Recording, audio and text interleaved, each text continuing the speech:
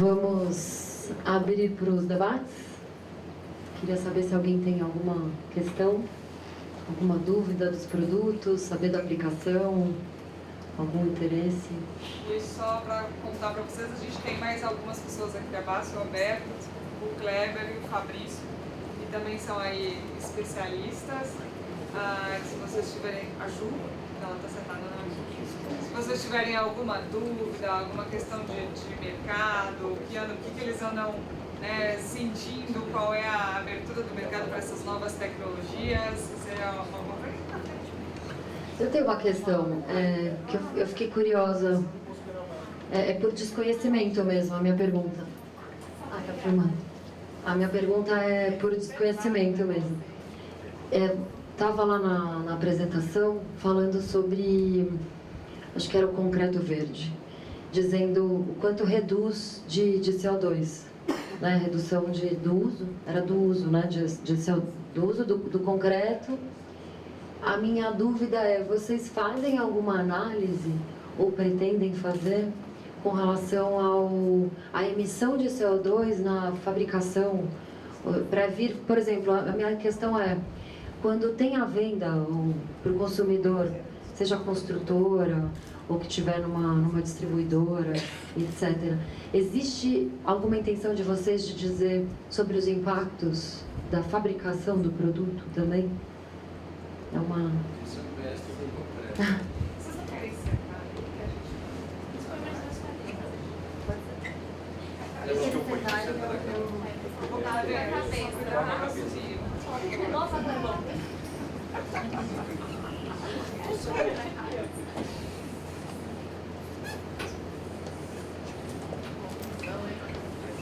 Bom, como o Leonessa apresentou a questão do Green Sense Concrete, ele analisa desde o princípio essa redução do CO2 vem principalmente pela redução do consumo de cimento. O cimento, a produção de cimento mundial hoje colabora com as emissões de 5% de todo o CO2 que é emitido na atmosfera.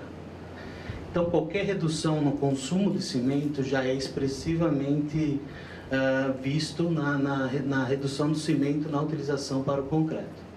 Então, esse é o principal conceito por trás do Green Sense. Reduzir ao máximo o consumo de água, reduzir ao máximo o consumo de cimento, mantendo as mesmas propriedades do concreto. Esse é o principal conceito por trás daquilo que a gente viu.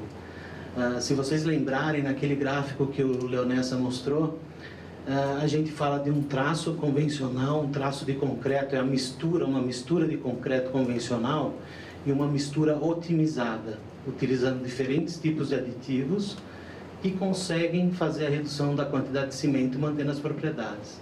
Então você começa a enxergar que esse impacto é muito menor na questão de emissões, na questão de consumo de água e na análise como um todo do consumo de terra, porque se utiliza as matérias-primas que são utilizadas na fabricação de cimento, tudo isso passa a ser contabilizado. Então, é uma maneira de contabilizar o quanto de impacto esse concreto ou cimento vai ter no consumidor final. É essa a ideia do Green Sense. E, na verdade, a sua pergunta é se a gente mensura tudo isso para a sociedade ou para o cliente. Isso, na verdade, é a ferramenta que a gente tem para vender. Para mim, chegar para um fabricante de cimento grande, como uma Votorantim e outros do mercado, e a mesma coisa para o pessoal do concreto, eu tenho que realmente mensurar o porquê de ele migrar de uma solução convencional que ele já conhece, tem mão de obra treinada, tem toda a planta dele funcionando dentro desse modelo, por que mudar? Tem que ter um atrativo, tem que ter um benefício, tem que ter alguma coisa que seja um driver de mudança para ele, que ele reconheça o valor. Então isso para a gente é ferramenta básica de venda, tudo que eu mencionei aqui, o Fabrício acabou de falar, quer dizer, desde uma redução no consumo de água no concreto, toda a emissão de CO2, desde a cadeia de produção, do cimento como um todo, isso eu tenho que demonstrar e no que a gente chama de teste industrial ele comprova. Isso é fundamental, caso contrário você está falando de alguma coisa que você não consegue mostrar, portanto não é vendável.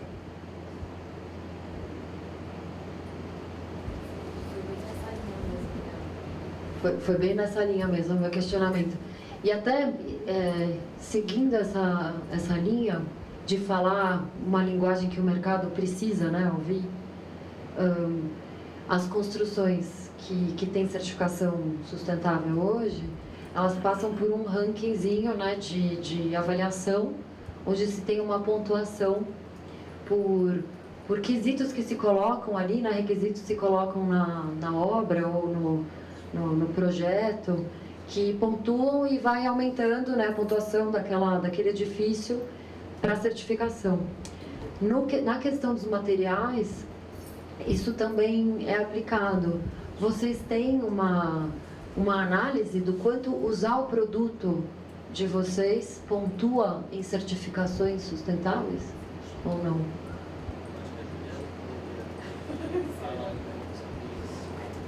Alguns produtos a gente... Eu falo algo já. Ah, tá. Tem que...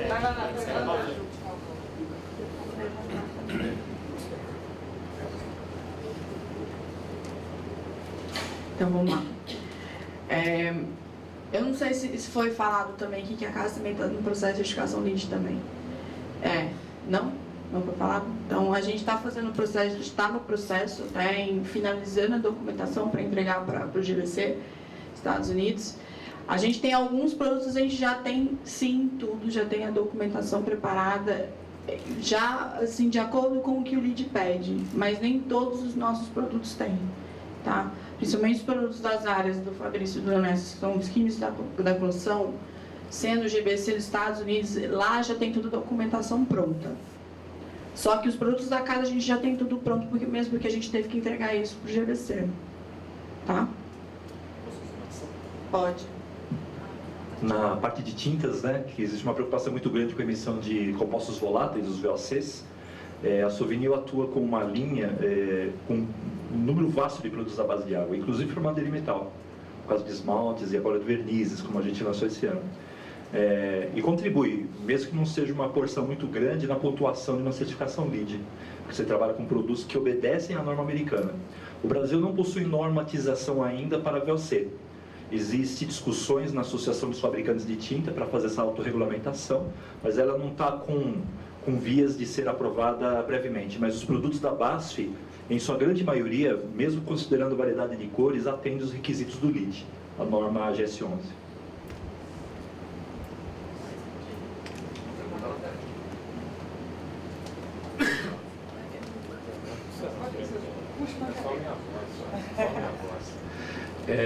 Todos os produtos e as tecnologias aqui mostradas já estão disponíveis no mercado ou ainda não?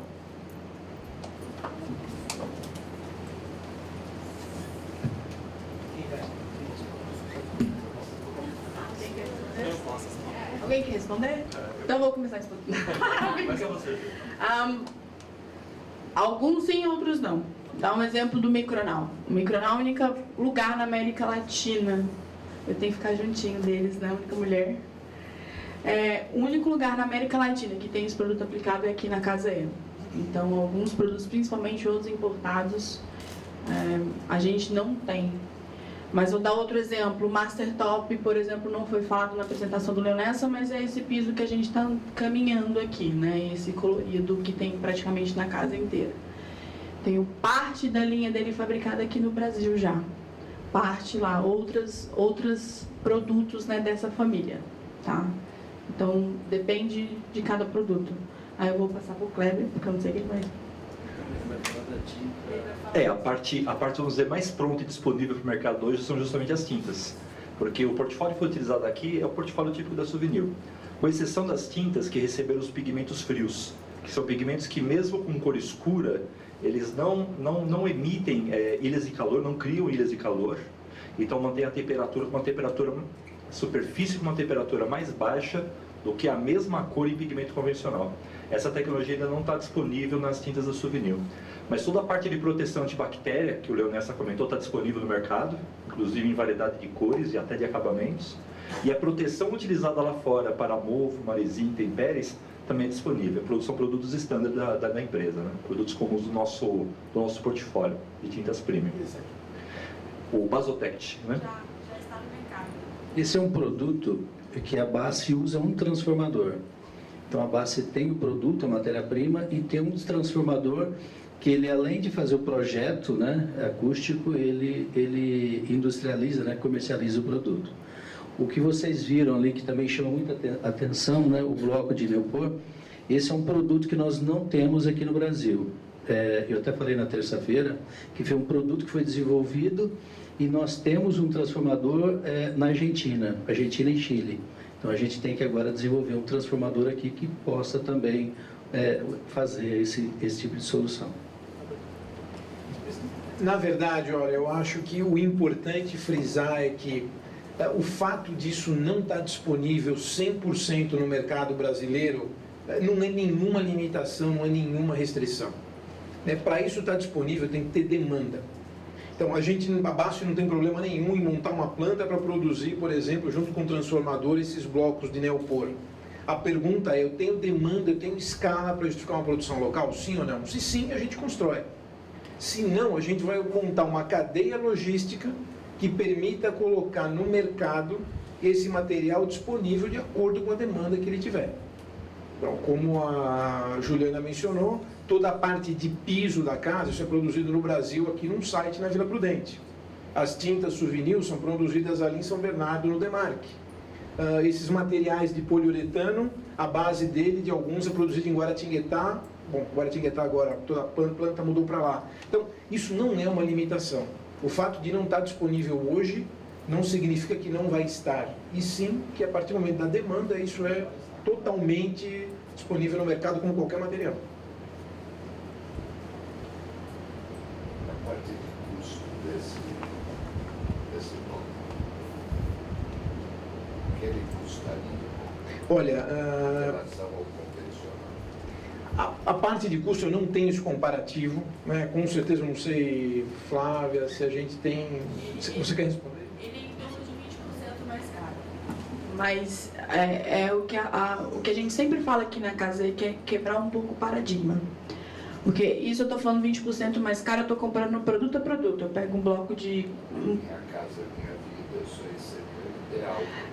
Porque eu falo do custo do produto, mas quando eu falo em redução de mão de obra, redução de tempo, velocidade, então se paga muito mais rápido do que o produto convencional. A diferença de preço desse cara, Você sabe só, porque o ganho que você tem. você Para sabe mim, que o impacto do custo da obra é o tempo da obra. para nós, o que a gente calcula... 10% do produto. Eu acho importante, não adianta a gente olhar o custo unitário, até porque isso é uma tecnologia nova, e eu estava conversando com algumas pessoas aqui.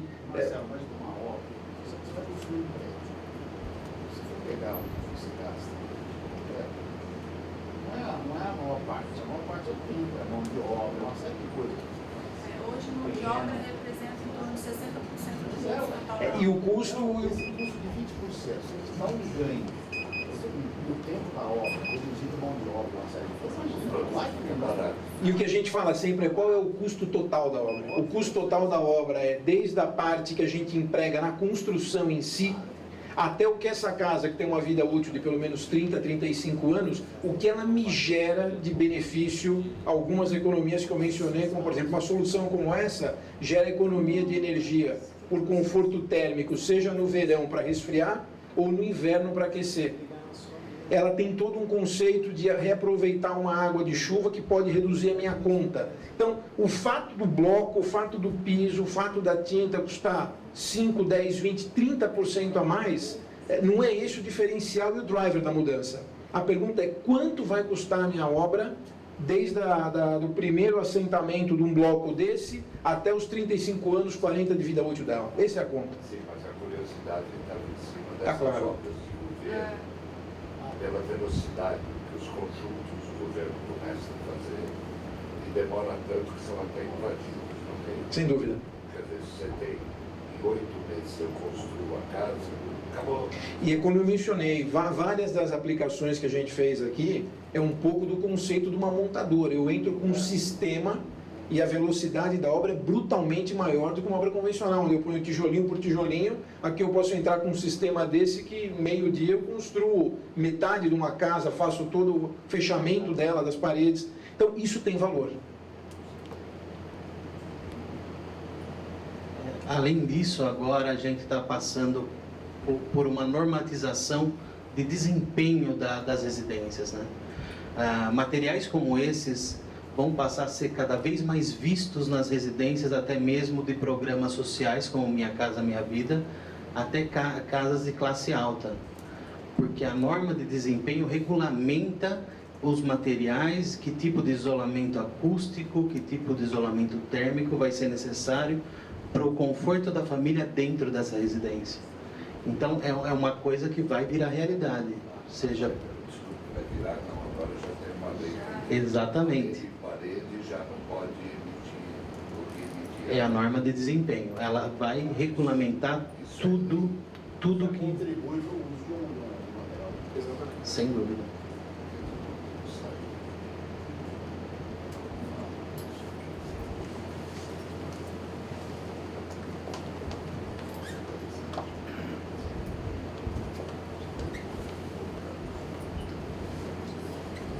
Esse ciclo de debates que a gente discute a sustentabilidade através das edificações, ele leva no limite a promoção de uma cultura de sustentabilidade para o mundo corporativo, para as políticas públicas, para a sociedade de maneira geral, para a gente chegar num mundo sustentável.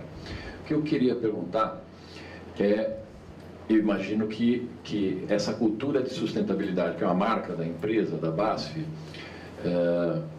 não impeça que a empresa seja lucrativa. A cultura das empresas não é, na média das empresas, não é a busca da inovação e investir muito em pesquisa para a inovação. Elas preferem saturar os mercados naquilo que tem uma postura mais conservadora, naquilo que vende, produtos que vendem. Vocês são obrigados a destinar parte do orçamento da empresa para a pesquisa, para apresentar essas soluções pioneiras. Eu queria saber o seguinte, no mundo que caminha para a sustentabilidade, qual é o percentual que uma empresa que impacta a sociedade com essa cultura de sustentabilidade precisa destinar para ter essas soluções que estão lá na frente, para apresentar isso para todo mundo?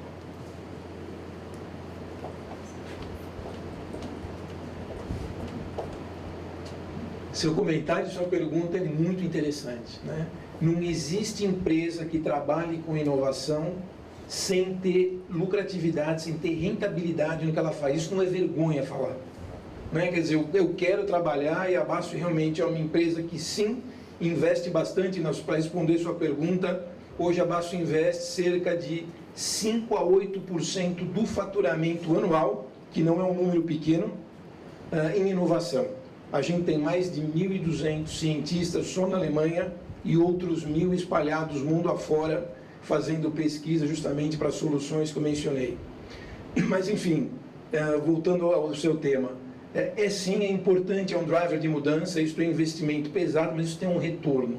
Quem é mais conservador, que só trabalha naquela linha de materiais extremamente conhecidos e dominados, tem o risco de cair no mercado de commodity, aonde você vai brigar com quem tem escala, você vai brigar com quem não tem tecnologia, porque é uma tecnologia totalmente dominada e aberta ao mercado, e você vai ter milhares de competidores de diversas categorias aí que a gente vê no mercado. Ao passo que quem puxa e lidera a inovação tem um custo inicial mais alto, é verdade, né? Não é todo mundo que está disposto a investir 8% de um faturamento em inovação.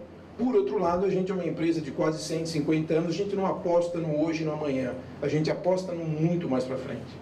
A gente tem uma visão de muito mais médio e longo prazo, embora a gente tenha que fazer dinheiro no curto prazo para bancar toda uma linha de investimento em pesquisa. E é rentável e funciona. Senão a gente não faria essa casa. Curiosidade com relação à pigmentação, pertinente para eu falar ou não. Mas a gente tem um paradigma de que pigmentação que repele luz é branca, né? Existe uma comparação da vermelha, da preta com a branca? Tem uma variação significativa de uma para outra, não? Não sei se isso é óbvio. Existe uma grandeza física chamada absortância e outra chamada reflectância. São as duas faces da mesma moeda. determinadas cores apresentam um índice de luminosidade mais alto, ou pigmentos, né, apresentam luminosidade mais alta e oferem isso para a tinta no final, em que a reflexão de luz é maior.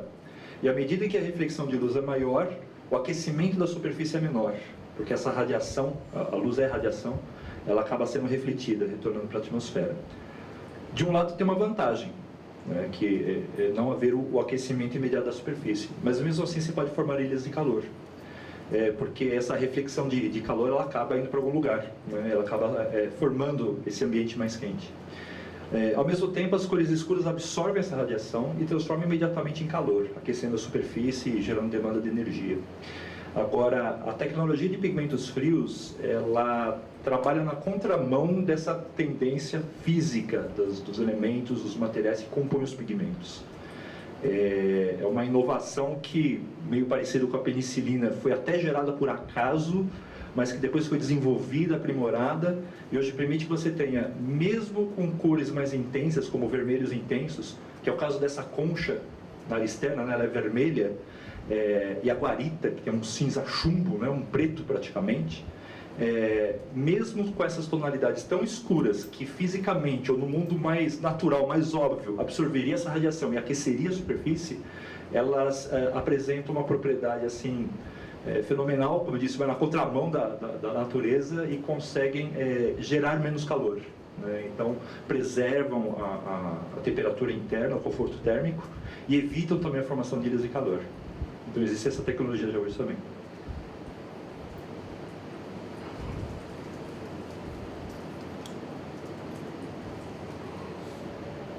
Uma observação. A gente é muito difícil, diante de uma conversa como essa que nós estamos tendo, você não fazer uma reflexão sobre modelo de negócio, as diretrizes da industrialização do Brasil, tal, etc. Então nós vamos ver que certas empresas conseguem durar muito, né, porque elas conseguem investir em inovação, né? No Brasil, eu acho que a ideia do investimento em inovação é relativamente recente, né? Hoje o governo, inclusive, está muito preocupado com isso. Tem um grande amigo, desde a minha adolescência, que hoje se dedica a isso, né, e dirige o banco de investimento para a inovação do Ministério da Ciência e Tecnologia, que é o Glauco Ardix, né, que tem escrito bastante coisa, refletido e tal, e ele chama atenção para esse fato que o Marcelo estava tocando, né? As empresas que investem em inovação, elas a gente podia chamar de empresas sustentáveis, né? E empresas sustentáveis porque elas são, digamos assim, elas são muito melhores da competição, exatamente porque digamos assim, a vantagem comparativa dela não está na quantidade, está na qualidade, né? Está digamos, na tecnologia do produto, né? Então, não adianta a Tailândia, o Bangladesh oferecer mão de obra barata e vai derrotar você. Não, não vai, porque você tem a tecnologia, né? Você tem a inovação, você tem a tecnologia, você tem o valor agregado da inteligência do produto, né? Entendendo a inteligência como tecnologia. Então, acho que isso é uma coisa muito legal que a BASF está fazendo, e é por isso que ela tem os 150 anos, né? Porque é uma empresa que investe nesse tipo de coisa. Então, eu fiquei bastante surpreso. Primeira vez que eu vim aqui na casa, eu fiquei surpreso, e hoje, com a palestra do Marcelo e de vocês, fiquei muito surpreso. Acho que é uma posição muito interessante, muito arrojada da empresa, desenvolver menos produtos. E aí algumas coisas são comerciáveis hoje, outras vão ser amanhã, entendeu? Isso depende da demanda, procura, etc. Eu queria discutir um pouco, né? A coisa das tintas eu já conhecia, né? É uma coisa, digamos assim, um padrão de tinta extraordinário, né? Que é a tinta antibactéria, que já tem sido usada nas escolas municipais, etc. Mas uma coisa, assim, até por ser leigo no assunto, que me chamou muita atenção, é o seguinte: a Câmara Municipal votou recentemente uma lei sobre calçadas, regulamentando as calçadas particulares e as públicas. Nós, na verdade, não regulamentamos materiais, mas no caso das calçadas públicas, o município deverá se encarregar e ele deverá calçar onde precisa ser calçado, ou substituir onde tiver velho. Vocês podem prestar atenção de alguns lugares aí, né? Por exemplo, na Moca, aqui na cidade de Ademar, a subprefeitura está fazendo calçadas públicas. Eles têm que fazer de acordo com a lei. E essa solução de vocês, a solução de permeabilidade, é extraordinária, entendeu? Nosso padrão de calçada, eu me lembro que há 10 anos atrás nós fizemos as calçadas da Paulista. Fizemos até votação. E o resultado foi terrível, né? Aquelas calçadas da Paulista, que do ponto de vista estético não acrescenta nada, você não tem nenhum ganho, você não tem nenhum ganho em relação a 50 anos atrás. Qual é o ganho que você tem de ter posto aquelas calçadas novas em relação ao que você fazia 50 anos atrás? Nenhum. Né? Você não tem estético, você não tem nada. Esse aqui você tem um ganho formidável, que é o quê? É puxar água para baixo. Entendeu? Quer dizer, você tem uma chuva, né? Tem uma chuva. Um dos grandes problemas que nós temos em São Paulo, eu um dia fiz um artigo, né? Os ambientalistas não gostam muito de ouvir isso, mas eu dizia o seguinte: a chuva mais forte que São Paulo teve foi antes do efeito estufa. Ela aconteceu em 1946. O maior índice pluviométrico da história. O segundo maior foi em 2010. O que mudou na cidade? A impermeabilidade. O asfalto, as calçadas do jeito que nós conhecemos, tá, etc. Então, como solução para a área pública, essas calçadas aí de fora, elas são extraordinárias. Eu vou, inclusive, né, tinha até falado para o pessoal, eu quero implantar, agora nós vamos fazer uma reforma na Câmara Municipal, quero implantar toda a nossa calçada ali no viaduto de Jacareí, ali em frente, e dentro, esse tipo, até para dar um exemplo, né? Que é uma coisa que a gente pode espalhar para os bairros, pode fazer, a prefeitura está sendo obrigada a cumprir a parte dela, que é fazer as calçadas públicas, então que o faça. E quando a gente puder regulamentar melhor, começar a regulamentar também para os particulares, trabalharem com materiais, você não pode dizer o material que é, mas pelo menos com materiais que minimamente sejam permeáveis, né? Uma outra coisa, a gente estava conversando, é o seguinte: hoje está maduro, com certeza vai ser aprovada a nova lei de edificação, a obrigatoriedade dos edifícios de coletarem a sua água da chuva. Obrigatoriedade, ter cisterna, reservatório, né? Ou a água que eles geram. Quando eu falo água que geram, vocês sabem o que é. Por exemplo, em Moema, o lençol freático era muito baixo. Então o pessoal cavou e agora tem umas bombas puxando água, né? Então, isso aí não tem muito mais como interferir, né? Mas que a gente faz a lei do momento para frente, mas de qualquer forma, além das cisternas, quer dizer, caso você atinja o lençol freático, etc., também tem que resolver o problema da sua água. A cisterna é para puxar o que cai de cima, e o problema da água que você gerou, né? Mas a água que cai de cima, também, novamente, a regulamentação vai para a cisterna e para pisos permeáveis, que possam ajudar a encher a cisterna e você evitar a impermeabilização do solo, né?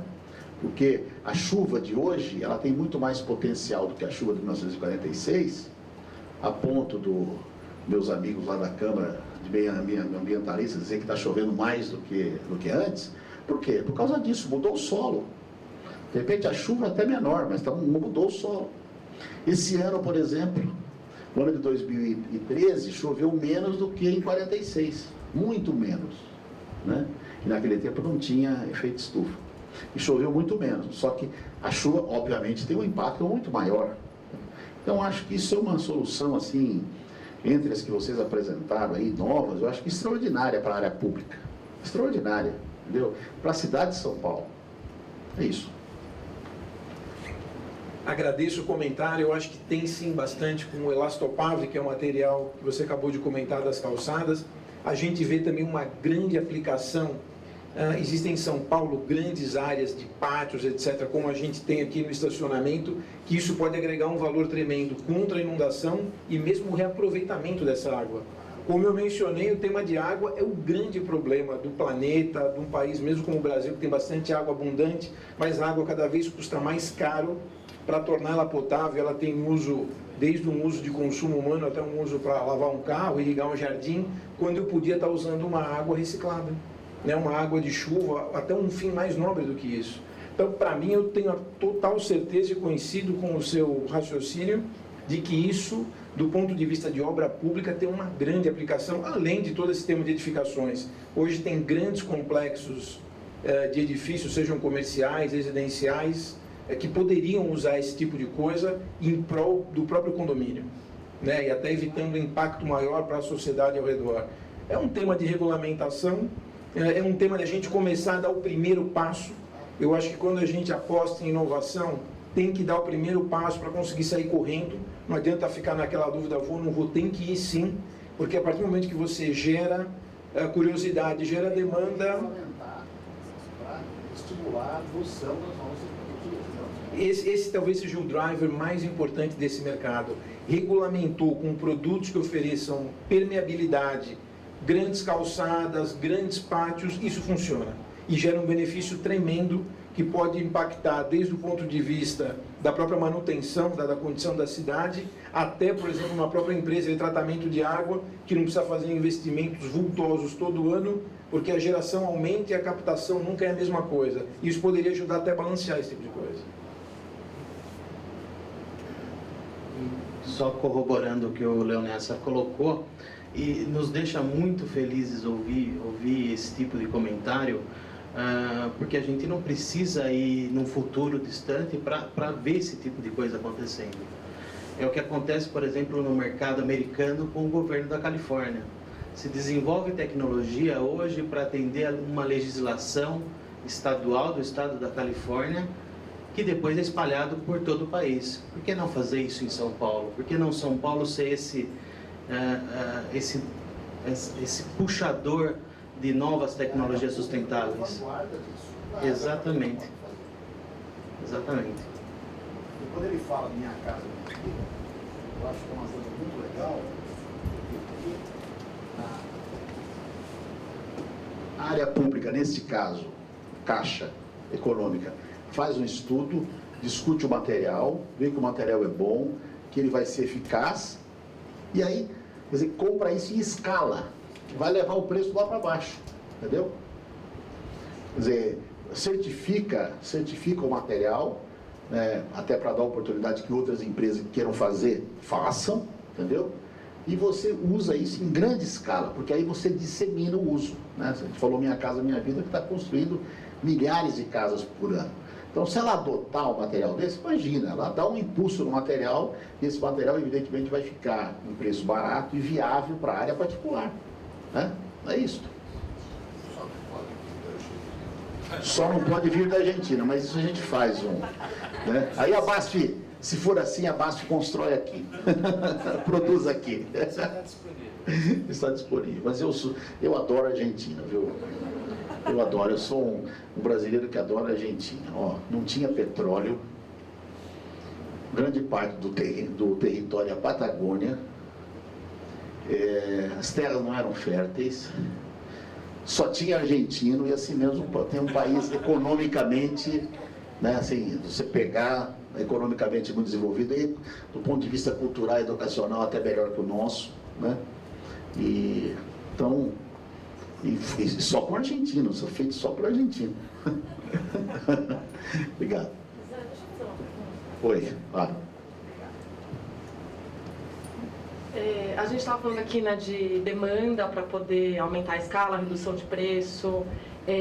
Como fornecedores, né, da indústria de construção, vocês sentem algum aumento na conscientização das incorporadoras, das construtoras, e algum incremento na demanda? Aí uma pergunta mais do lado comercial e não tão técnico, né? Porque, só fazendo um parênteses, na terça-feira a gente tinha um representante do Green Building Council aqui, e ele comentou, né, o crescimento de demanda para edifícios certificados.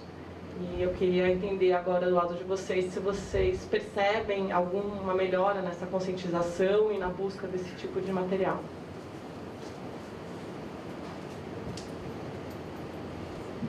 Tatiana, sua pergunta é bastante interessante. Eu diria, isso ainda é um mercado incipiente. Quer dizer, é um mercado que está começando a se interessar por todas essas soluções sustentáveis. Sim, a gente pode afirmar que existe um crescimento da demanda para esse tipo de solução sustentável, até porque isso vai de encontro para todos esses grandes empreendimentos de São Paulo com uma certificação LEED, isso é importante. Então eu diria que isso é um driver importante para gerar essa demanda, mas ainda é um mercado bastante pequeno. Né? Mas é como eu disse, tem que dar o primeiro passo. A gente já tem muita obra hoje no Brasil, onde a gente aplica essa solução do Green Sense, seja para obras públicas, como por exemplo todo o conceito que a gente fornece hoje para as duas grandes usinas hidrelétricas que estão sendo construídas no norte do Brasil, Santo Antônio e Belo Monte. A gente tem uma série de outros empreendimentos particulares que estão gerando demanda para alguns dos produtos que a gente falou aqui, principalmente para toda a parte do concreto, onde a gente é um grande parceiro e fornecedor da indústria. Então é um mercado incipiente, mas sim a demanda está crescendo, com certeza. Ainda não é uma demanda grande, mas ela está crescendo. Da mesma forma que o órgão público ele pode beneficiar, o exemplo do Elastopab, a gente vê grandes construtoras referência no mercado se interessando muito por inovação. Nós começamos a trabalhar também focado nesse público, e eles vão ser referência, o mercado vai vir tudo junto. Nós temos exemplo de Odebrecht, Camargo Correia, Tecnisa agora, querendo conhecer nossas soluções, aplicar nossas soluções, coisa que há um tempo atrás era muito difícil você introduzir inovação nessas construtoras. Hoje eles estão ávidos por isso. Essas construtoras estão criando grupos de inovações dentro do grupo deles. É o caso de Camargo Correia, que tem um grupo multidisciplinar, formado por engenheiros antigos, novos, gente de logística, manutenção, e buscando inovação. E eu acho que isso vai ser um pontapé, vai ser um marco na construção civil no Brasil. Eu acho que eles vão chamar as outras construtoras. Da mesma forma que me surpreendeu na apresentação do LEED na terça-feira, hoje são mais de 800 obras buscando certificação, ela dobrou em um ano, ela dobrou. E isso torna-se uma referência. Se você quer ter uma obra referência, você tem que ter certificação LEED, você tem que ter certificação água. Então, se essas construtoras que estão ávidas por inovação começar a introduzir essas inovações nas suas obras, o mercado vai crescer, certamente. Eu comentei com ele agora há pouco, nós participamos de uma obra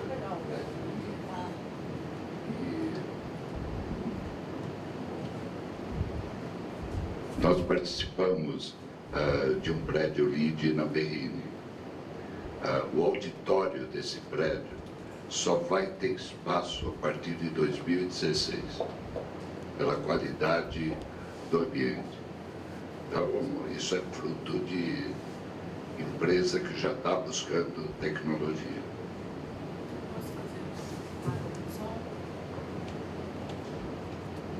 Só adicionando um pouco tudo que já foi falado aqui pelos meninos, a gente que está trabalhando agora bastante com consultor, a gente também vê um movimento diferente no mercado da construção, que é a presença agora de empresas europeias, incorporadoras europeias, escritórios de arquiteturas europeus, que estão trazendo também todo esse conceito de sustentabilidade, construção e inovação na construção, que antes isso não existia.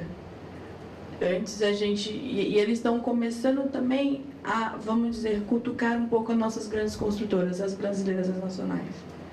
E que vai de encontro totalmente com o que o Alberto falou. Então, elas também estão se movimentando, porque o mercado está diferente. A gente tem construtora chinesa aqui agora.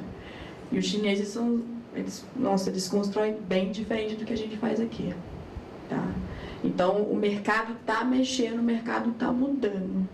E muito se dá também pela perturbação dessas empresas que estão entrando aqui, tá? E que, exatamente, a gente já teve uma incorporadora espanhola que nos procurou, ela é uma incorporadora espanhola e o escritório de arquitetura dela é em inglês. E para eles é intrínseco, e sustentabilidade é coisa comum, é básico, não é o diferencial. E ao contrário, a gente vê às vezes outras empresas brasileiras nos procurando e falam assim, pô, eu preciso mostrar um diferencial quando eu falo sustentabilidade para o meu cliente. Falar o porquê que ele está pagando mais caro. Às vezes, né, se for o caso. Tá? Então, o mercado tá agindo diferente também. Um termômetro interessante é a emissão de certificados de emissão de VOCs. O laboratório que eu gerencio, ele centraliza essa emissão. A gente emitia há 3 anos atrás coisa de 1 ou 2 por mês. Esse número agora passou a ser semanal. Então, e como ele é emitido por um químico responsável, cadastrado no CRQ e tudo mais, a gente já está pensando numa sistemática de emissão dentro da plataforma de suporte a cliente. Porque já não dá para ficar dentro do laboratório com uma pessoa. Você não consegue vencer mais. E é ruim você pensar numa incorporadora que, de repente, no último momento que lembrou da pintura, vê que pode aumentar a pontuação LEED, pedir um certificado de hoje para amanhã. Muitas vezes o químico está empenhado num projeto, está fazendo uma aplicação, está num trabalho mais aprofundado. Então é um termômetro. E isso corrobora com aquilo que o Marcelo falou. Vem crescendo e certamente está com essa tendência bem firme de crescendo.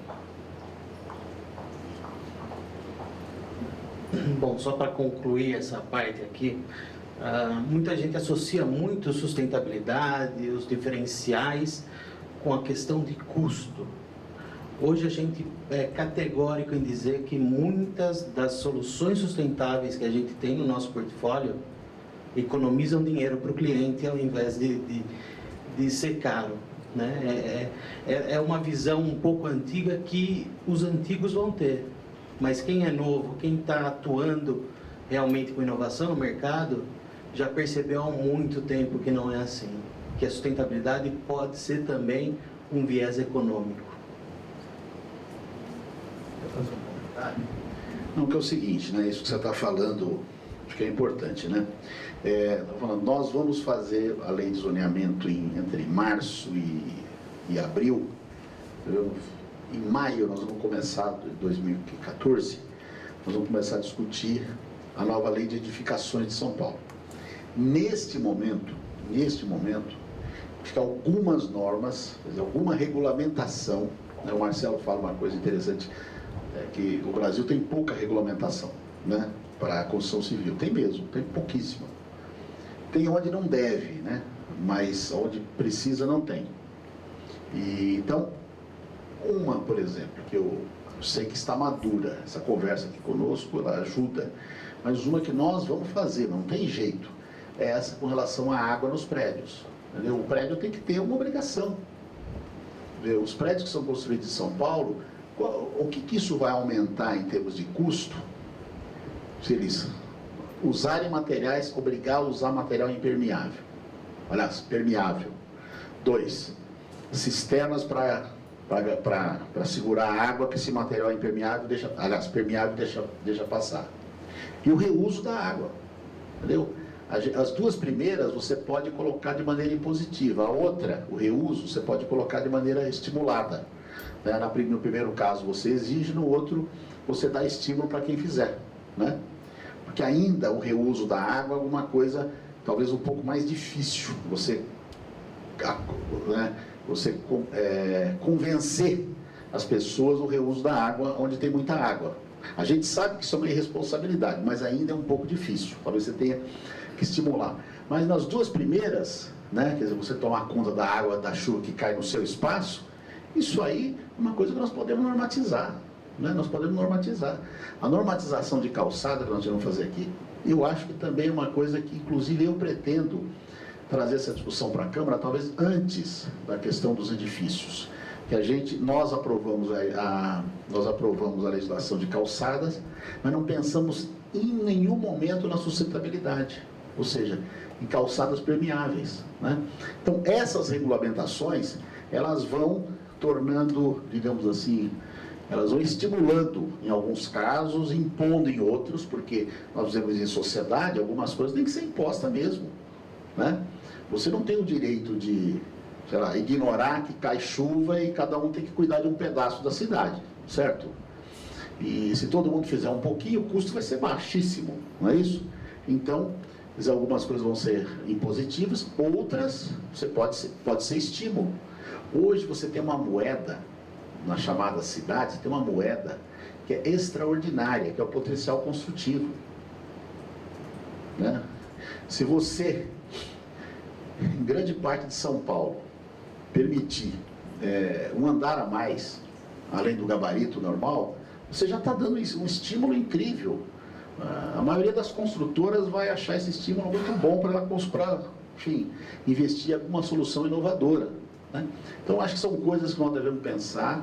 Acho que, inclusive, quando a gente entrou nesse debate na Câmara, a ideia nossa era a gente produzir ideias para que a gente tivesse influência na regulamentação que nós vamos fazer, para não ser nenhuma coisa, digamos assim, artificial, né? Ou muito atrasada, que é a tendência normal, né? Muito atrasada. Você sabe que superar os hábitos é muito difícil, né? Na área de construção civil é incrível, né? Superar os hábitos aí. Tem construtor que não imagina, se você falar para ele que você pode fazer um prédio com menos de 18 meses, ele acha que vai ficar caro demais, não sei o quê. Eu já acho que 18 meses, imagina, no século XXI, nós temos que reduzir isso aí, e reduzir isso com materiais como esse, imagina, né? Então, eu acho que, né, se a gente, digamos assim, não reafirma o passado, mas começa a mexer no futuro com a regulamentação, você estimula, contribui e torna econômico isso aí. Realmente eu concordo plenamente com você, né? A gente pode, é fácil mesmo para um leigo como eu, é fácil entender que o custo nesse caso, digamos assim, altamente compensado pelo benefício. Se você falar digamos, na obra inteira, imagina, né? É só uma ideia muito conservadora, muito retrógrada, que não consegue entender isso, né? Tá certo. José Américo, eu gostaria só de fazer um comentário nessa linha, quer dizer, a gente poderia até com uma empresa que atua de maneira bastante forte nessa área de materiais para construção civil, com todo um conceito de inovação, sustentabilidade, colocar abaixo à disposição para esses debates através da área de sustentabilidade, comunicação, relações governamentais, e se precisar de alguém junto para fazer um pouquinho de brainstorming sobre essas ideias, etc., a gente está à disposição, tanto em participar quanto em oferecer até a agenda da casa, para que realmente se mostre como que isso funciona, por exemplo, no tema de calçados, o que significa isso na prática. É vir aqui e mostrar, pode vir num dia de chuva e ver o que acontece na realidade com uma solução como essa. Então a gente está 100% disponível, temos interesse, porque isso realmente agrega valor, e é uma maneira que a gente pode até mostrar como contribui de maneira bastante concreta para a sociedade, para um desenvolvimento de um plano diretor de uma cidade como São Paulo, soluções bastante, eu diria, simples e inteligentes. Quando nós somos discutir o código de modificações, quando a gente for discutir a questão das calçadas, que eu falei para vocês que eu pretendo, aí, nos próximos meses, pautar isso na Câmara, a gente faz audiência pública. E na audiência pública você convida a empresa, com a liderança, tal, convidar vocês. E quando a gente for fazer também o novo Código de Edificações, também convidar vocês, pelo mais de um tema. Não vamos convidar vocês, vou convidar outras empresas, etc., lideranças, mas eu faço questão que vocês estejam presentes para oferecer essas soluções e, digamos assim, suscitar no legislador a ideia de que ele hoje é possível avançar um pouco. É possível avançar um pouco. Não precisa avançar 50 quilômetros, se avançar uns 5 ou 6 já está bom. Mas já dá para avançar um pouco em termos de regulação para melhorar as condições de vida da cidade, a sustentabilidade. Ricardo Yang chama bastante atenção para isso. Ele tem chamado bastante atenção para isso na Câmara. Ainda a gente tem um setor conservador ainda muito grande, mas tem muita gente interessada, né? E gente com coragem de falar, olha, temos que mudar, temos que mexer aqui, acolá, tal. E você às vezes tem uma surpresa. Eu estava falando aqui, né? Eu tenho uma base social na periferia muito pobre de São Paulo, né? Outro dia eu estava andando numa favela na Zona Oeste, comecei a perguntar para as pessoas o que é reciclagem. Todo mundo sabia o que é reciclagem, todos sabem. Aí eu até falei para o meu amigo que é secretário de serviço, que vai vir aqui no próximo ou outro debate, estava falando para ele hoje de manhã. Falei, ó, isso mostra que o poder público, nós estamos atrás do povo. Todo mundo sabia o que é reciclagem, me explicava, eu falava, explica, todos sabiam. Ou seja, O poder público é que não está investindo em reciclagem, porque a reciclagem em São Paulo é baixíssima. Na favela todo mundo sabe que é reciclagem e nossa taxa de reciclagem é 2%, 3%. Né? Então nós estamos, digamos assim, atrás do povo. Nós estamos, né? Então a gente estava conversando sobre isso, ele falando dos planos dele para o ano que vem, para estimular, aumentar a reciclagem em São Paulo, etc, etc. E acho que na área da sustentabilidade, dos prédios, é a mesma coisa, entendeu? Você tem que ir um pouquinho para frente, tem que testar. Nós fazemos muitas audiências públicas. Se tiver uma ideia, se achar que é muito ousada, tal, faz audiência pública, deixa as pessoas dizerem o que elas pensam. Coloca na internet, faz pesquisa, né? Eu acho que algumas ideias que apareceram aqui, eu acho que as pessoas vão aceitar. Hoje é muito mais simples, porque de repente a vida começou a colocar os problemas, né? Hoje você tem regiões em São Paulo, por exemplo, na Pompeia, gente, e qualquer um chuvisco alaga. Bom, nós vamos gastar ali 1 bilhão da Operação Urbana Água Branca para mexer naquelas galerias pluviais. Não acho que vai resolver. Resolve uma solução integrada, né? Que vai desde as galerias pluviais, tal, mas calçadas permeáveis, soluções de vários outros tipos, combinada. Só cavando o buraco e colocando canos mais grossos, né? Não funciona. Não pois é uma solução. De repente, talvez você resolva em 2, 3 anos, depois volta o problema inteiro de novo. Vai saturar. Eu nem acho, ali é tão complicado que eu nem acho que vai resolver. Certo? Nós fizemos uma coisa, quando eu fui subprefeito aqui da Vila Mariana, uma rua, eu aprendi muito, porque eu não entendia nada disso. Então tem uma rua em Moema que afundou 1 metro, mais ou menos. 1 metro. Por quê? O problema do lençol freático, eles tiraram a água, aí afundou 1 metro. Aí nós pressionamos, eu trouxe um cara da USP, pressionamos as construtoras para ver se elas corrigiam, não corrigiam, nós fomos lá, a prefeitura foi lá e fez isso. E pela primeira vez, eu vi esse sujeito, que é um professor da USP, ele era muito velho na época, faz bastante tempo, não sei se ele está vivo. E ele falou, olha, não adianta nada vocês consertarem isso, vocês não melhorarem as calçadas. Eu falei, como? Ué, a calçada tem que ser permeável. Então, nessa região de Moema, as calçadas são permeáveis, não com uma solução tão boa quanto essa. Fiz uma solução mais natural, com terra, com alguma coisa, mas de qualquer forma, calçada permeável. Então eu estava dizendo, não vai adiantar, porque daqui 10 anos vai ter problema de novo. Então faz a calçada permeável, nós fizemos. Né? Uma terra, o jeito que ele fez lá, o método natural que ele nos sugeriu, é um método que a gente vê que é muito limitado. Naquela época talvez não tivesse uma tecnologia tão avançada. Né? Mas de qualquer forma, o princípio é o mesmo, é você criar uma coisa que seja permeável, que puxa água.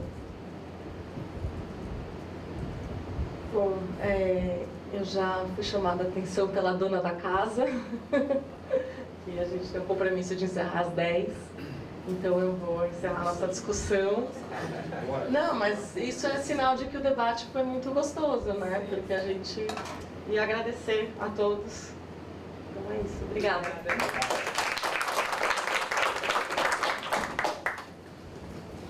Legal, gente. É um prazer vir aqui.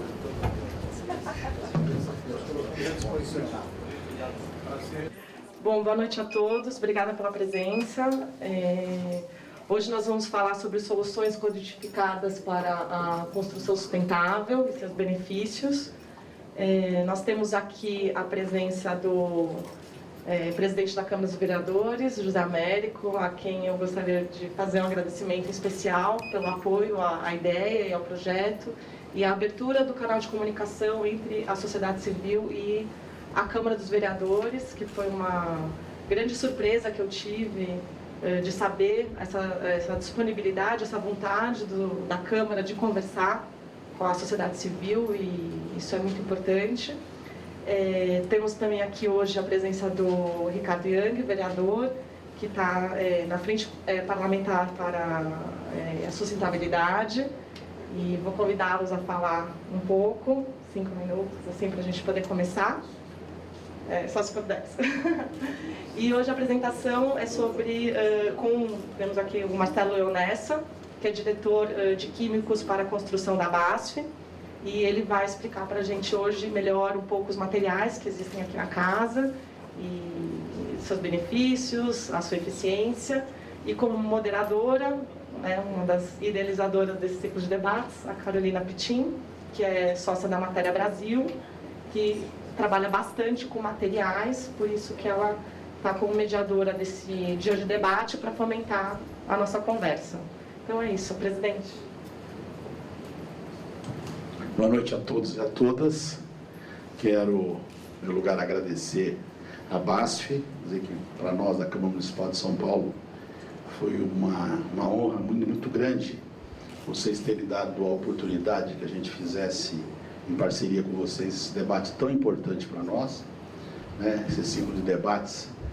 Nós temos aí as terças e as quintas-feiras de algum tempo, né, reunindo pessoas para refletir sobre uma cidade mais humana, uma cidade sustentável, né?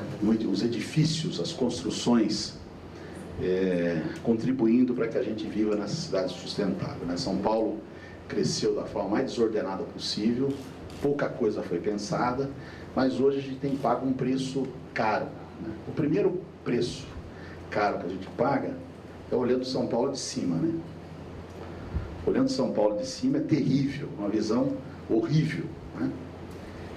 E além do tipo de construção que nós temos em várias das regiões da nossa cidade, no centro de São Paulo, né? O tipo de construção, mesmo aquelas mais recentes, elas não levaram em consideração praticamente nada, né? Cada uma se construiu sem pensar no vizinho, né? E sem pensar na cidade.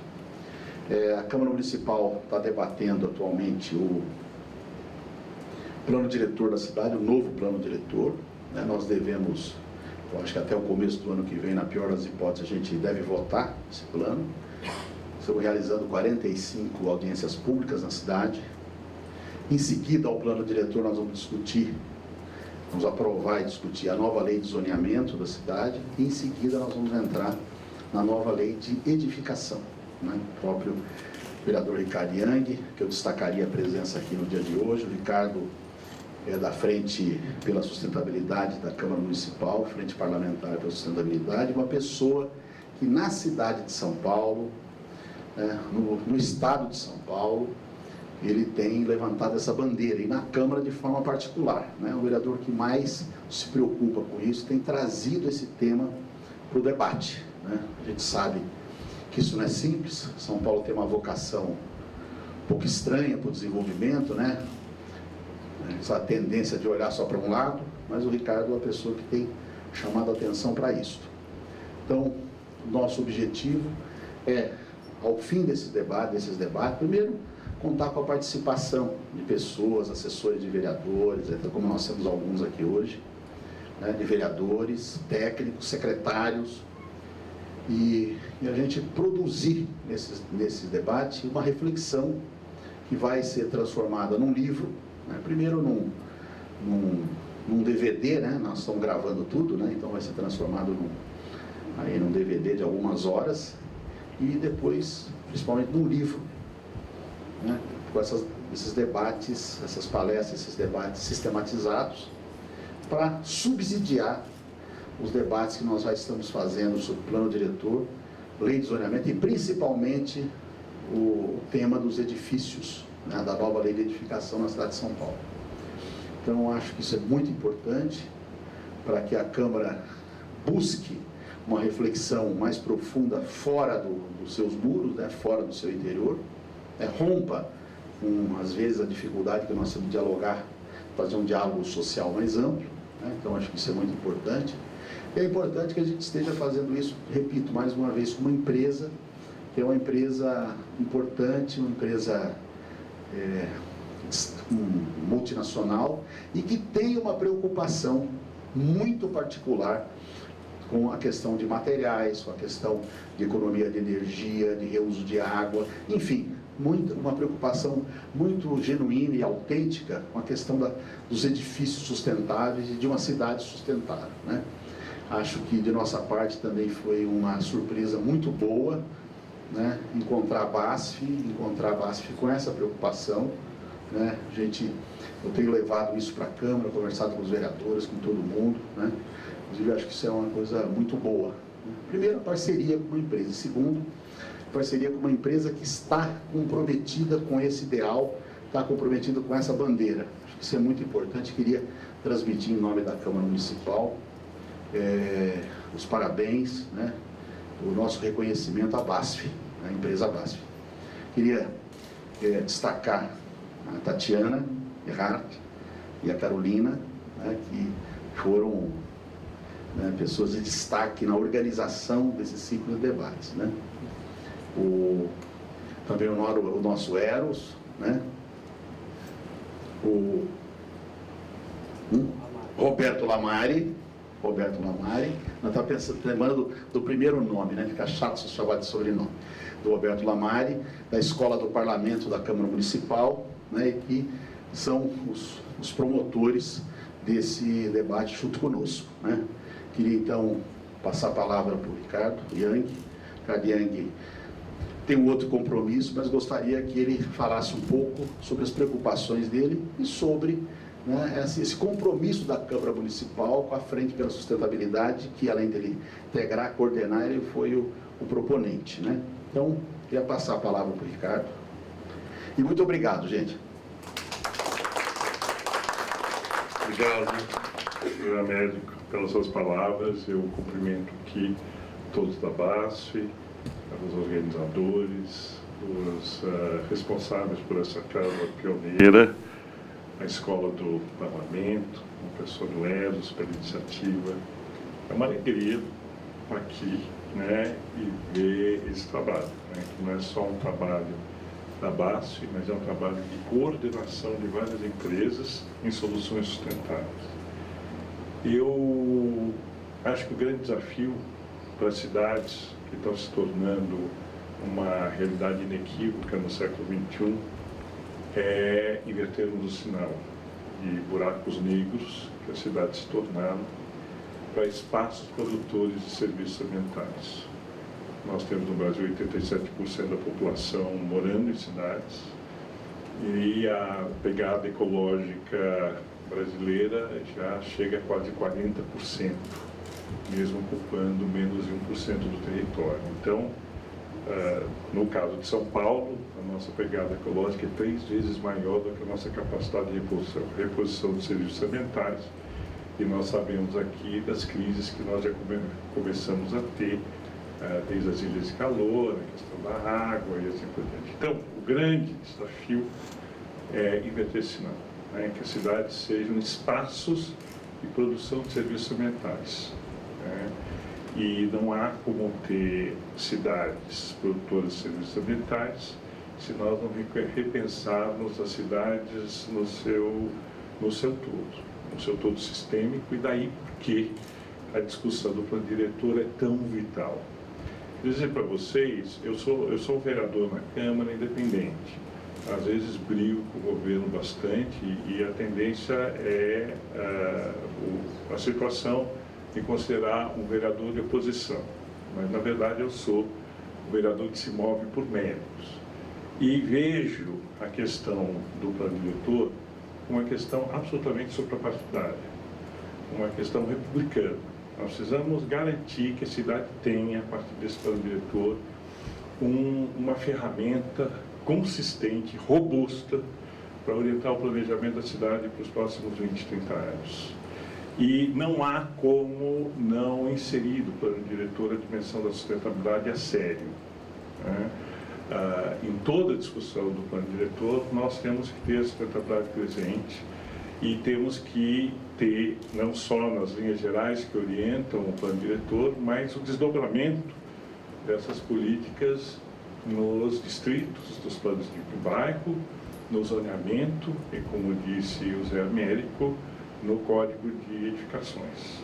E é aí que eu acho que vocês estão dando uma contribuição excepcional para a cidade, porque muitas vezes a orientação do mercado e das pessoas mesmo, né, é custo, né, e processos convencionais de construção, né, às vezes os mais baratos, às vezes os mais convenientes, assim por diante. E o fato de vocês terem construído essa casa aqui, mostrar que o mundo inteiro está trabalhando em soluções ambientais, soluções de sustentabilidade para a construção civil, que é responsável por 40% das emissões de gases de efeito estufa, é uma coisa absolutamente inspiradora, né? E nesse momento de discussão do plano diretor, mais inspirador ainda. Então, parabenizo a iniciativa, parabenizo a Escola do Parlamento nesse momento em criar essa oportunidade, e vocês vão ter nesse vereador, no nosso presidente José Américo, na frente parlamentar de sustentabilidade, somos quase 15 vereadores agora, total apoio para a difusão dessa iniciativa. Como eu disse, não só nós temos que nos preocupar com as gerações futuras, mas nós temos que garantir que as cidades sejam espaços de serviços ambientais de qualidade de vida para todos. Então, justiça social e sustentabilidade e, na verdade, justiça socioambiental. É isso que a gente tem que buscar nessa jornada que se abre com o plano diretor. Muito obrigado a todos e me desculpo por ter que sair, ter que correr para outro evento. Muito obrigado e bom.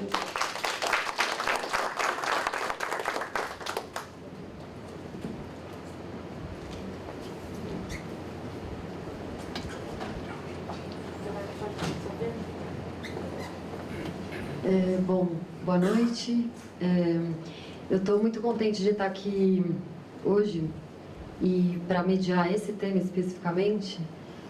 Bom, nós trabalhamos na Matéria Brasil com materiais e tecnologias e no meu histórico eu tenho a BASF e a Fundação Espaço Eco como background.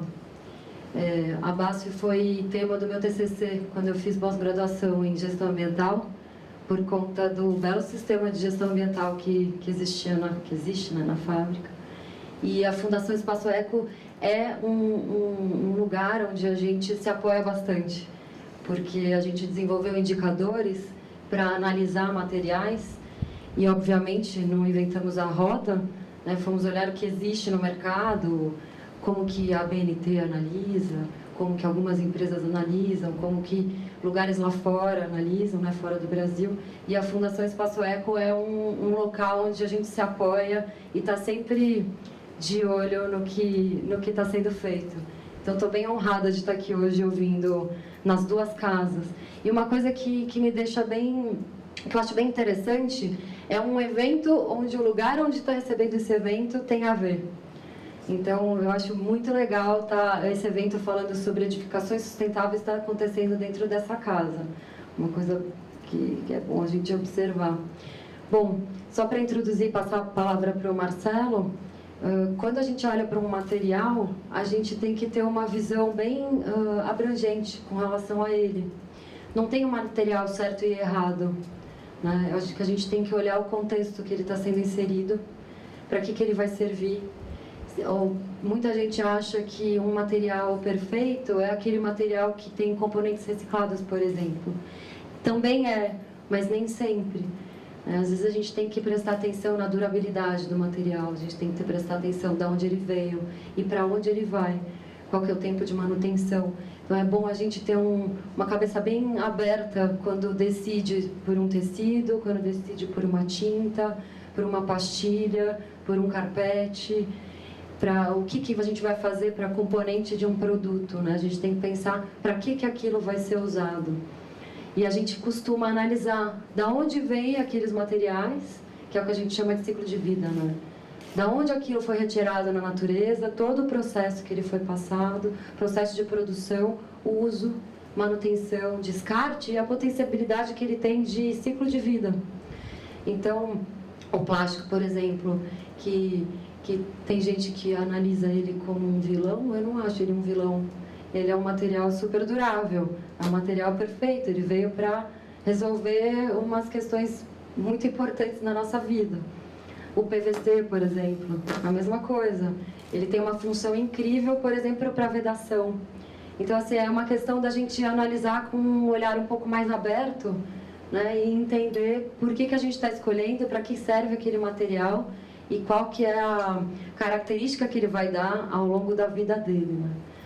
E é assim que a gente trabalha, e a Matéria Brasil se coloca como uma empresa que serve a sociedade, serve as empresas também, nossos clientes, mas a gente serve a sociedade, porque quando a gente resolveu desenvolver os nossos indicadores, foi para não ter um selo empresarial, mesmo porque somos uma empresa privada, mas sim para a gente desenvolver alguma maneira para que os consumidores, diretos e indiretos, pudessem entender o que é sustentabilidade ou baixo impacto dentro de um material.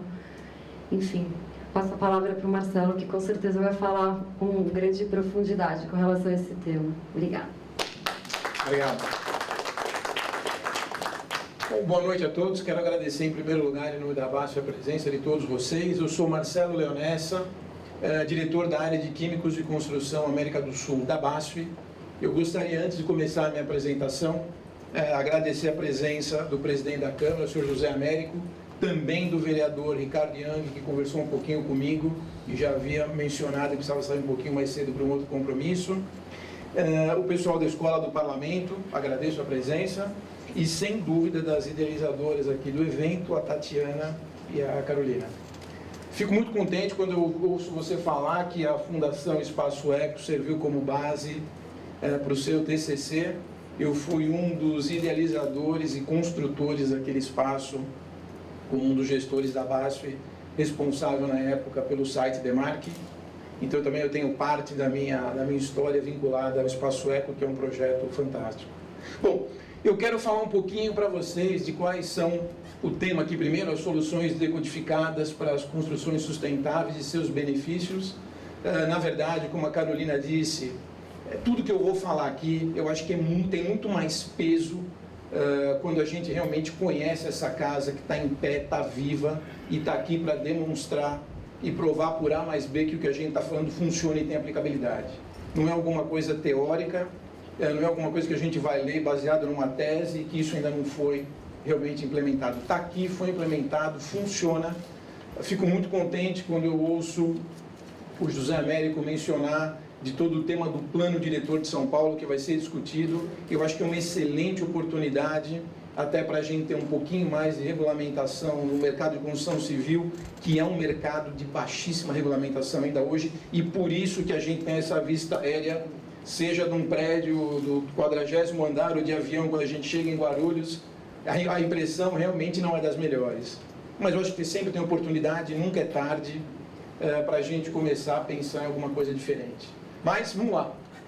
A ideia, eu vou apresentar quais são as soluções que a gente tem aqui.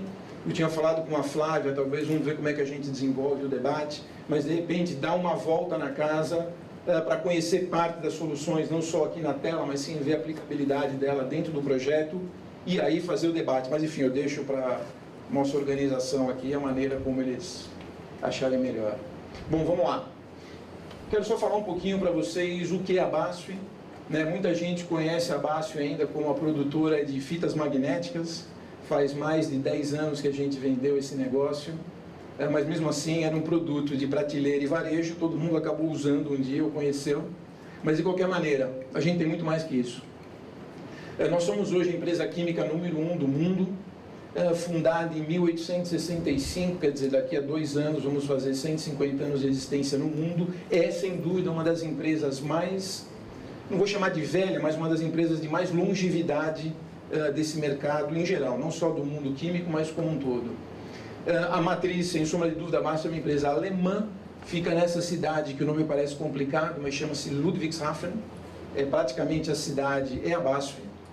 É muito grande. Nesse site principal tem cerca hoje de 50 mil pessoas trabalhando e tem mais ou menos 12 quilômetros de porto.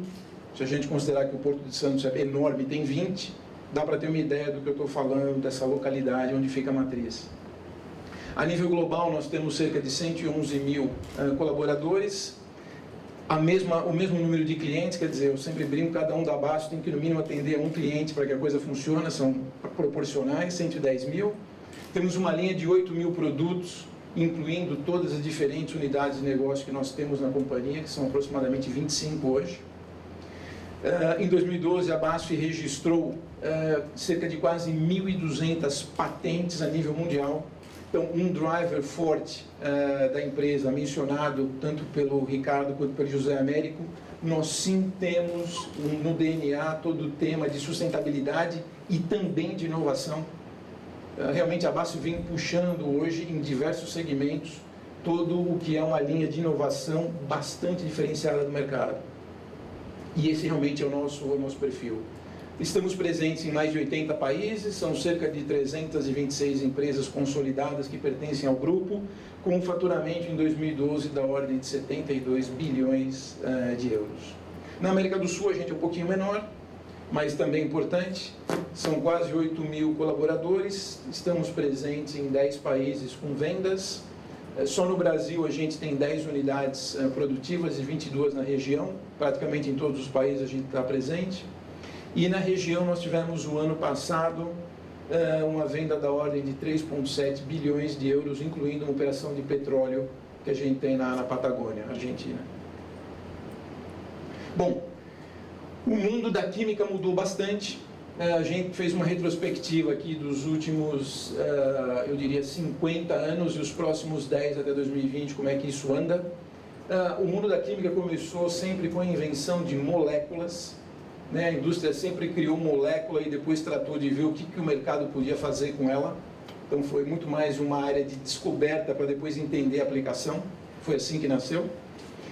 Na década, isso foi de 60 até o comecinho da década de 80. Daí para frente começou a surgir algumas, o que a gente chama de aplicações aprimoradas. Já se pensava em desenvolver alguma coisa com uma aplicabilidade lá na frente.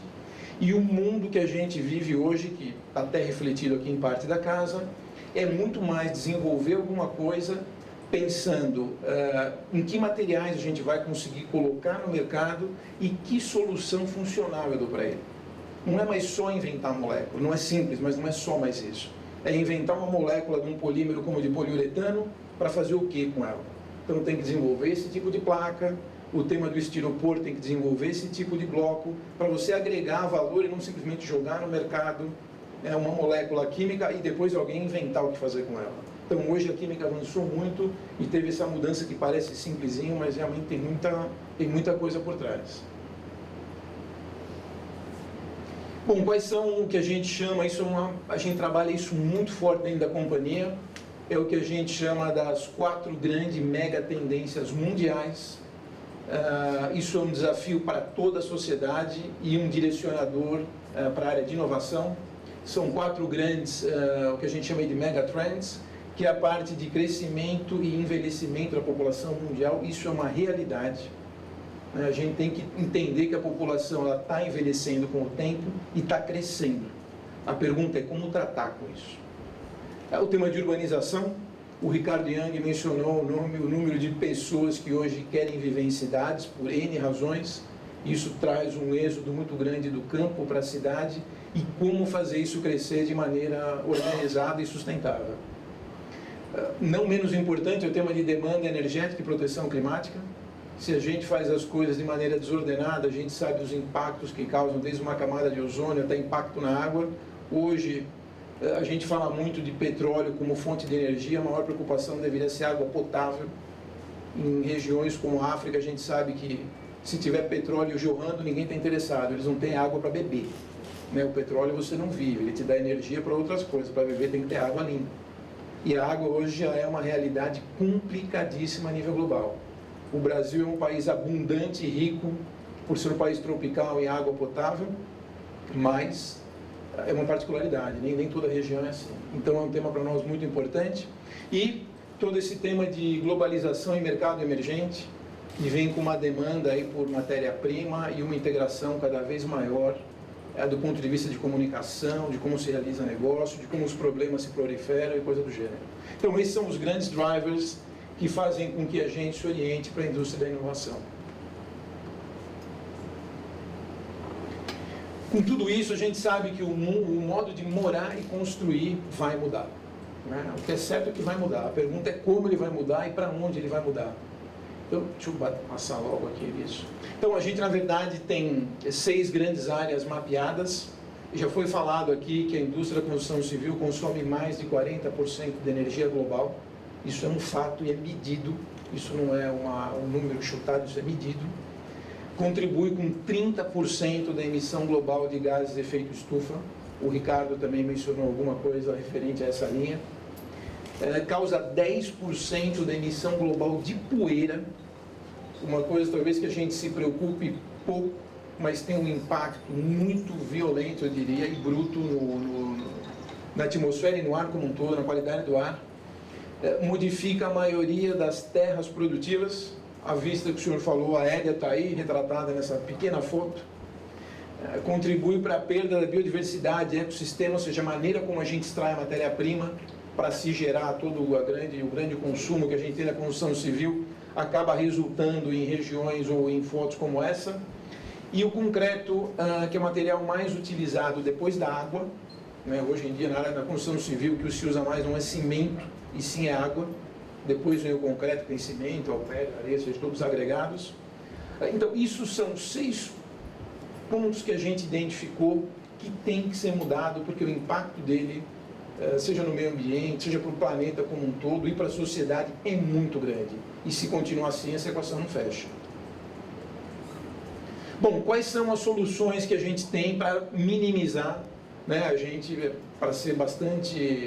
uma empresa inovadora, mas a gente de longe vai solucionar o problema do mundo, a gente vai sim contribuir para que mais empresas se preocupem com o tema e venham seguindo algumas linhas que a gente tem feito de inovação e que isso realmente crie uma demanda do mercado, pensar de uma maneira um pouquinho mais consciente de como se tratar o mercado da construção civil. Então, a primeira solução que está aplicado aqui também na casa é o tema o que a gente chama de Cicopal Paleogen. Na verdade, são o que a gente chama de pigmentos para o gerenciamento de calor em tinta decorativa. Isso, cadê a Flávia está aqui? Flávia, está aplicado aqui no vermelho, nessa tinta vermelha aqui fora e no preto da guarita, correto? Ele permite uma absorção melhor de todo o tema dos raios solares, etc., e dá uma condição térmica diferenciada, oferecida por um pigmento, é um desenvolvimento da BASF, e ele realmente permite tanto uma redução da economia de energia, quanto todo o manejo sustentável da aplicação dele. A gente vai ver aqui fora, como eu já mencionei. O segundo é o Micronal. Isso é uma resina, tem a foto aqui embaixo, na verdade aquele produto branco líquido é o produto acabado na sua forma. Também um produto para controle de temperatura, que melhora, né, ou promove um conforto térmico, reduz o consumo de energia e a emissão de CO2. É um ligante ecológico, ou seja, uma resina com esse apelo mais ecológico. Não tem emissões perigosas, ou seja, é livre de formaldeído, que grande parte dos polímeros que se aplica hoje na indústria da construção ainda tem isso presente. Não tem nenhum tipo de odor desagradável, é um produto inodor. Pode ser facilmente incorporado na parte de gesso, cimento e fibra, justamente para garantir esse revestimento que tem essa condição térmica. E vários campos de aplicação, como construção civil, tecidos, placas, ou seja, é mais do que só construção civil. É uma solução que aqui é o foco para a construção civil, mas ele pode ser aplicado também para outras coisas. Um outro produto que a gente tem também nessa linha do Acronal é um produto, eu falei que 10% da poeira gerada no mundo vem da indústria da construção. Então a gente fez um produto que é um supressor de pó. Ele aplicado nas superfícies, ele evita a geração dessa redução de pó, seja numa estrada, num pátio, onde está sendo realizada uma obra de grande porte, que justifique a aplicação de algo como isso, minimizando mais uma vez o impacto dessa emissão de material particulado para o ar. E a gente sabe, quando a gente passa em obra grande, mesmo que seja de carro, a movimentação desses caminhões andando na obra gera um pó que é um negócio, além de ser feio, um negócio não muito bom para a saúde. Bom, uma das soluções que é só a gente olhar para cima aqui já vai ver, bom, nesse caso não, mas é o Basotec, depois, deixa eu pegar aqui já para mostrar. São esses espumas utilizadas para fogos. Desculpa, Roberto. Esse aqui, né? Então é esse mesmo, é só olhar para cima, é o material que está empregado aqui no teto. Ele é um material não inflamável, Então a gente tem aqui a prova dos 9. É um material que, além de ter todo o tema de conforto acústico, ele tem também todo o apelo da parte térmica e também de segurança. Não é? Quem se lembra facilmente do caso, se você quiser mostrar lá, o caso de Santa Maria, que foi talvez a maior catástrofe, espero que a última da história do Brasil, com uma solução como essa definitivamente não tinha ocorrido. Embora em lugar fechado não se deve manusear fogo, mas se tiver uma solução dessa, o Thiago demonstra aí, não queima, pode ficar segurando o dia inteiro ali.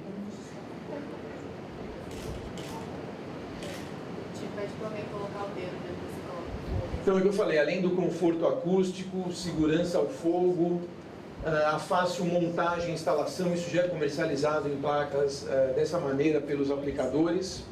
A leveza é um material extremamente leve, uma placa dessa pesa muito pouco, o que dá maleabilidade e agilidade numa obra. E permite ainda todo o tema de design para a área de arquitetura, o que é um benefício não só do ponto de vista de material, mas também visual. Então a gente tem aqui algumas aplicações. Todos esses materiais a gente talvez vai ver pouca aplicação dele no Brasil, na América do Sul, mas a Europa como um todo, como vocês estão vendo aqui, principalmente a área de Alemanha, a Áustria e alguns outros países, isso já é quase que um standard de construção. Bom, outra coisa muito interessante que para nós aqui talvez seja um dos grandes destaques dessa casa é o Neopor, é esse bloco de construção cinza. Na verdade, quem conhece o famoso isopor, isso é uma evolução do isopor que para nós tem o nome técnico de estiropor, o nome comercial. Esse material ele possui na sua concepção, na sua produção, grafite, por isso ele tem essa cor cinza, que permite um isolamento de até 30% mais eficaz do que comparado com o EPS e com o estiropor convencional. Toda essa casa, depois vocês vão ver aqui na parede, tem um corte, ela é construída com esse material. Né? No começo o pessoal até brincava, parecia uma construção de um Lego, né? Porque esse negócio ele se encaixa, ele tem todo um desenho estrutural para ser encaixado. Então, além de ele permitir o tema do conforto térmico, toda a economia de energia que ele permite, ele ainda tem uma facilidade e uma agilidade na velocidade de uma obra. Né? E o Thiago está mostrando que ele é bem leve. Quem conhece o bloco de cimento, para levantar um já é difícil. Para levantar um bloco desse é um pouco mais complicado. Bom, a gente tem então aqui algumas demonstrações da aplicação do Neopor, que é o que a gente chama desse sistema construtivo ICF, em inglês é Insulated Concrete Form, quer dizer, é uma forma de concreto insulada, quer dizer, tem ar dentro daquilo que é expandido o EPS com grafite, e vocês veem aqui rapidamente como é que isso chega na obra e como é que ele é montado. Eu mencionei que ele se encaixa, aquela segunda foto, a gente pode ver isso, depois isso é cheio de concreto. E aqui o corte... Oi? Concreto e ferro. Isso, para onde você tem sustentação, sim. E vocês podem ver isso num corte da parede que eu mencionei, que está atrás, onde está a câmera aqui instalada. Bom, outro muito interessante que a gente estava até mostrando para o Ricardo Young, antes dele ir embora, ele tinha que comprovar o que a gente estava falando, é o tema do Elastopave. Isso eu acho que é um grande sucesso para uma cidade como São Paulo, mesmo grandes cidades de clima tropical, com um índice pluviométrico bastante grande. É uma solução que a gente aqui deu para a área pavimentada de calçadas, inclusive a nossa calçada aqui do lado da rua, ou seja, na área pública, é feita com esse material, e o grande trunfo desse material é a permeabilidade que ele permite de água.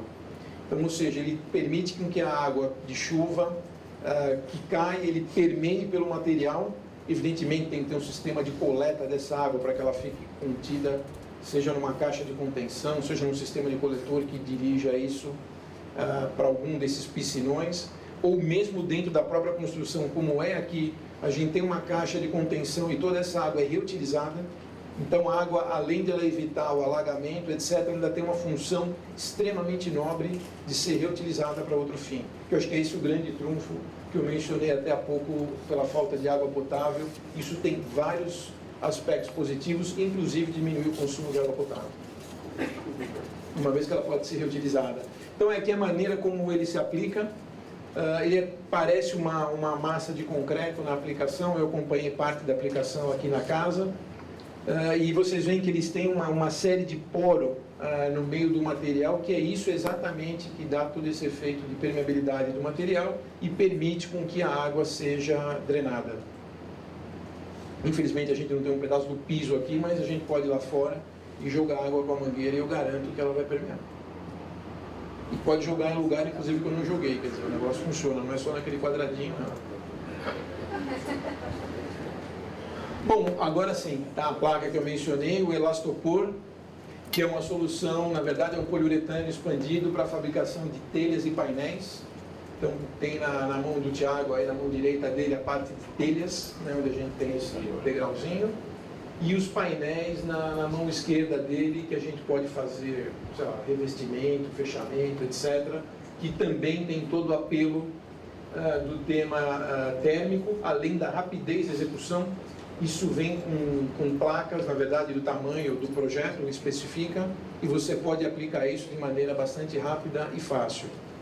Mais uma vez, é um material bastante leve, o que permite uma construção talvez um pouco mais diferenciada da construção convencional, uma vez que eu tenho materiais de muito menos peso. Isso permite que eu tenha uma base, uma fundação da casa também de maneira diferenciada. Evita o desperdício, isso é muito importante falar, de materiais, uma vez que ele vem sob medida. Isso dentro do aplicador você pode pedir para fazer, são painéis. Então isso na verdade nada mais é do que construir uma casa no mesmo conceito que a montadora de um carro tem, onde ela recebe uma série de sistemas prontos e simplesmente vai encaixando no carro, que você vai encaixando na obra.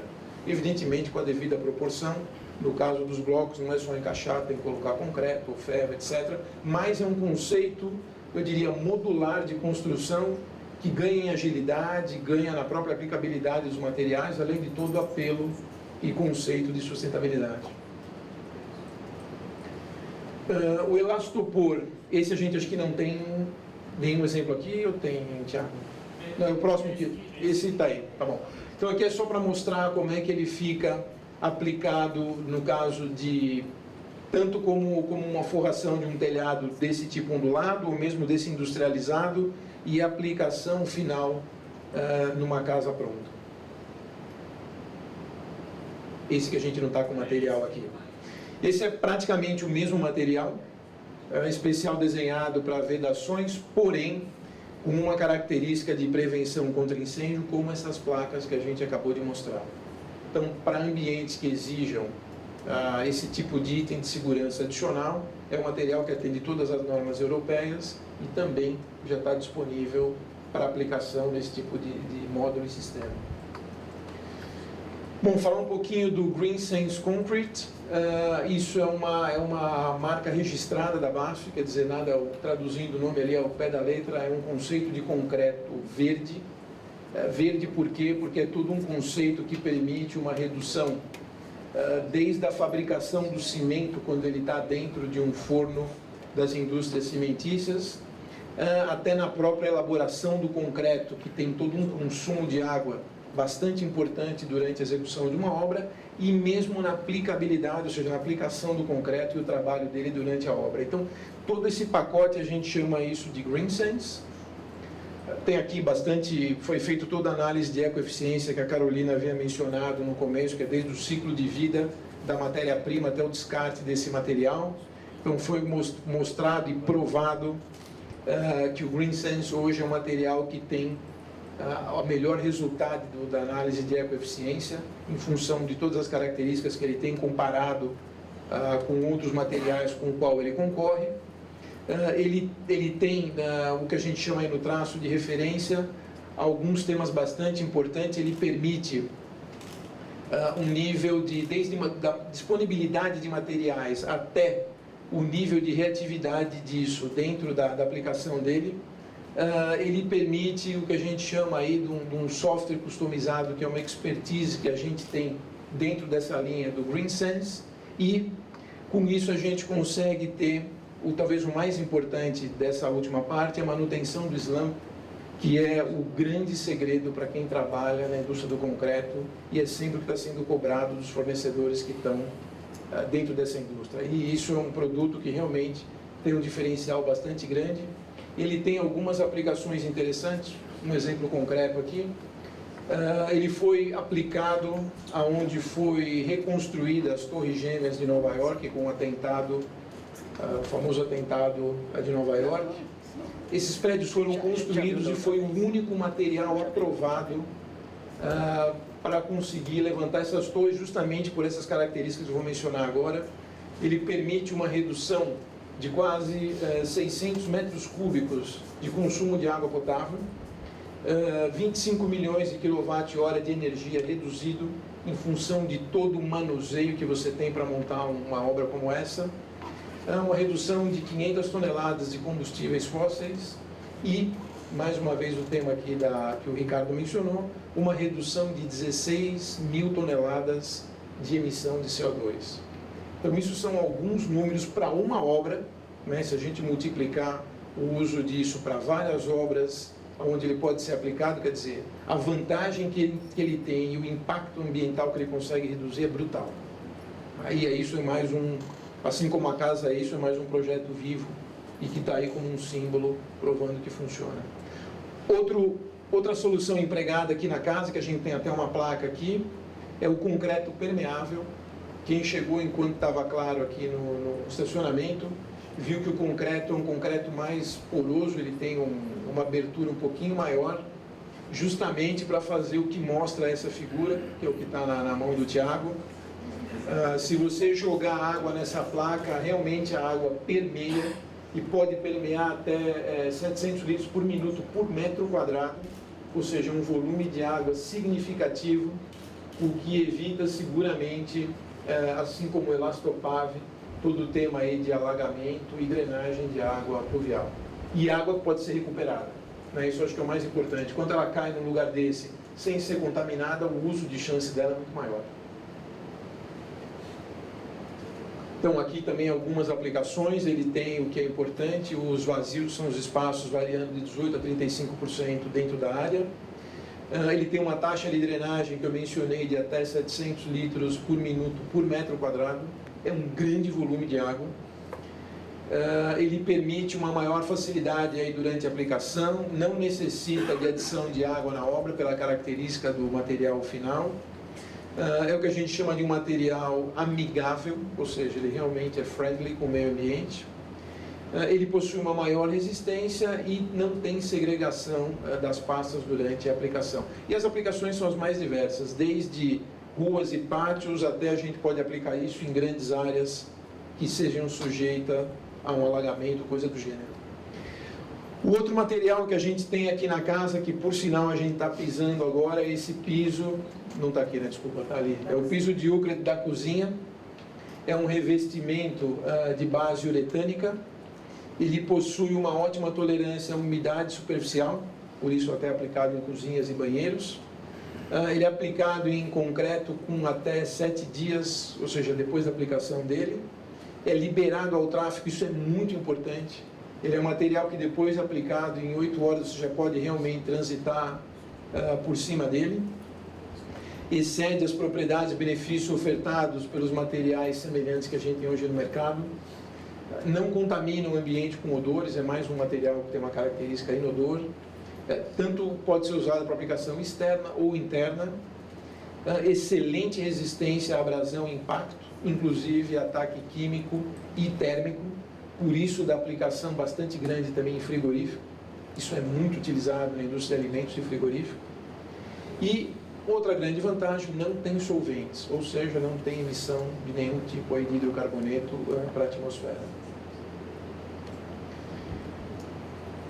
Temos também soluções empregadas aqui na casa, como eu mencionei, utilizando esses pigmentos frios que a gente chama, toda a nossa linha de tinta Souvenir. Talvez é o produto mais conhecido e mais difundido hoje no mercado.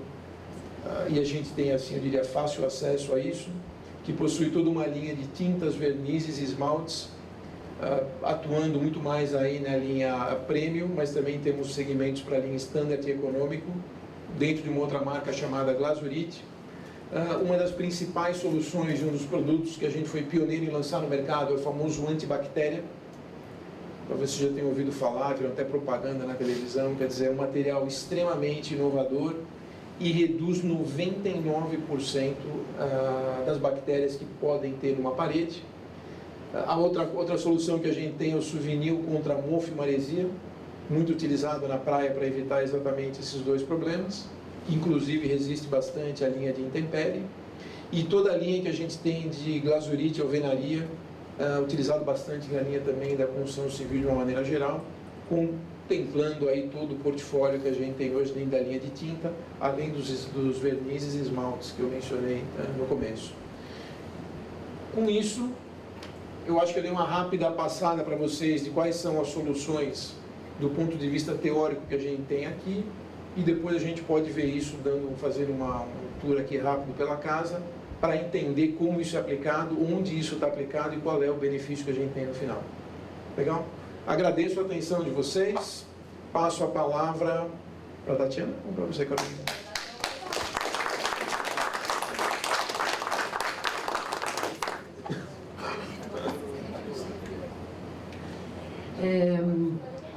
Acho que agora a gente podia, mas eu acho que a gente podia entrar no debate e dar uma volta pela casa, né? Eu honestamente recomendo dar uma volta pela casa, vale a pena. Né? A gente está numa sala que tem algumas soluções, mas os outros ambientes têm outras soluções. Então vale a pena investir, talvez não muito tempo, claro. 20 minutos para conhecer rapidamente. E aí a gente Mas, volta Carol, o debate pode acontecer... Pode acontecer durante a visita, né? Eu acho. Tá bom. Vamos? Ok.